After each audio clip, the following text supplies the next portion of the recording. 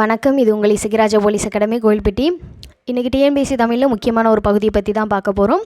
ஒருமை பன்மை பிழைகளை எப்படியெல்லாம் நம்ம சரி செய்யலாம் அப்படிங்கிறத தான் பார்க்க போகிறோம். வாங்க வீடியோக்குள்ளே போகலாம்.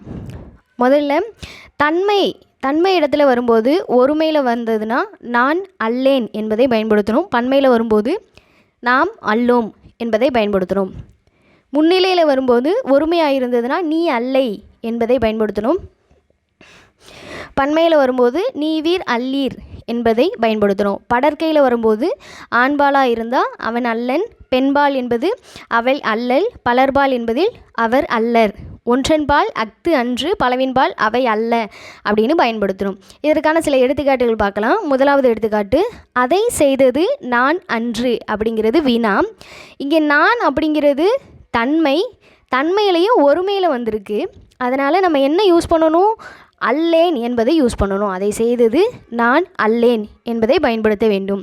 இரண்டாவது, மல்லிகை குளத்தில் பூக்கும் மலர் அல்லை அப்படின்னு கொடுத்துருக்காங்க. மல்லிகை அப்படிங்கிறது ஒருமையை தான் குறிக்குது. குளத்தில் பூக்கும் மலர் அன்று என்று நம்ம யூஸ் பண்ணணும். சித்தர்கள் செயற்கையை விரும்பியவர்கள் அல்லோம் என்பது தவறு. சித்தர்கள் செயற்கையை விரும்பியவர்கள் அல்லர் என்பது சரி. பகைவர் நீவீர் அல்லர் என்பது தவறு.